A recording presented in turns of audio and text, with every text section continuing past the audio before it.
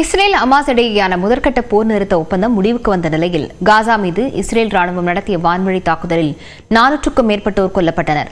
Hamas அமைப்பினர் மீது தாக்குதல் தீவிரப்படுத்தப்படும் என இஸ்ரேல் பிரதமர் நெத்தன்யாஹூ அறிவித்திருப்பதால் பதற்றம் அதிகரித்துள்ளது.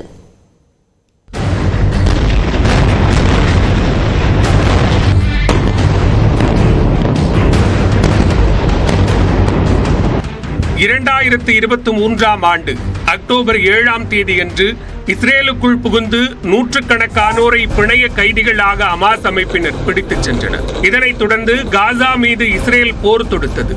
இந்த போரில் இதுவரை 50,000க்கும் மேற்பட்டோர் கொல்லப்பட்டுள்ளனர்.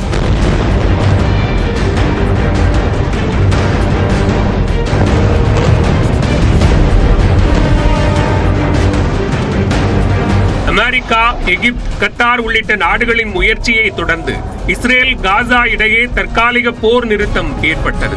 கடந்த ஜனவரி 19ஆம் தேதி முதல் இரு தரப்பினரும் பரஸ்பரம் தாக்கிக் கொள்ளாமல் அமைதி காத்து வந்தனர். மேலும் ஹமாஸ் பிடியில் இருந்த 33 பணைய கைதிகள் அவர்களின் குடும்பத்தினரிடம் ஒப்படைக்கப்பட்டனர். இதற்கு பதிலாக தங்கள் நாட்டு சிறைகளில் இருந்த 1800 பாலஸ்தீனியர்களை இஸ்ரேல் விடுவித்தது. கடந்த 1ஆம் தேதி முதற்கட்ட போர் நிறுத்த ஒப்பந்தம் முடிவுக்கு வந்த நிலையில் போர் நிறுத்த ஒப்பந்த காலத்தை ஏப்ரல் மாதம் வரை நீட்டிக்கலாம் என்றும் காசா பகுதியில் இருந்து ஹமாஸ் அமைப்பு முற்றிலுமாக விலக வேண்டும் என்றும் இஸ்ரேல் கூறியது. ஆனால் ஹமாஸ் அமைப்பு இதனை நிராகரித்து விட்டது. இந்நிலையில் காசா மீதான தாக்குதலை இஸ்ரேல் மீண்டும் தொடங்கியுள்ளது. மத்திய காசாவில் உள்ள அகதிகள் முகாம் மற்றும் பள்ளிகள் மீது இஸ்ரேல் குண்டுமழை பொழிந்தது. இந்த தாக்குதலில் குழந்தைகள் உட்பட 400க்கும் மேற்பட்டோர் கொல்லப்பட்டனர். 100க்கும் மேற்பட்டோர் படுகாயமடைந்தனர்.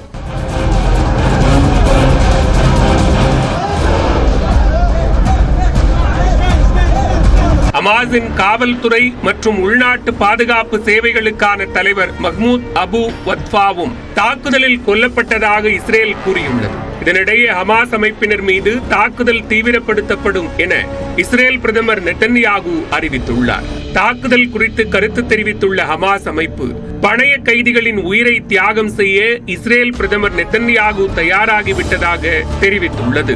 போர் நிறுத்த ஒப்பந்தம் முடிவுக்கு வர நெத்தன்யாஹூவே காரணம் என்றும் ஹமாஸ் குற்றம் சாட்டியுள்ளது. நெத்தன்யாஹூ அதிகாரத்தில் நீடிப்பதற்காக மட்டுமே போர் நிறுத்த ஒப்பந்தத்தை மீறியுள்ளதாக பணைய கைதிகளின் உறவினர்கள் குற்றம் சாட்டியுள்ளனர். I think that getting back to fighting is a death sentence for the hostages. That's about it. And I think the only reason that the coalition, that the government would like to go back to fighting is to stay in power. இதேபோன்று Syria, Lebanon நாடுகளின் எல்லையில் Israel ராணுவம் தாக்குதல் நடத்தியுள்ளது. Hamas வசம் மேலும் 59 பணைய கைதிகள் உள்ளனர். இதில் 24 பேர் மட்டுமே தற்போது உயிருடன் இருப்பதாக கூறப்படுகிறது.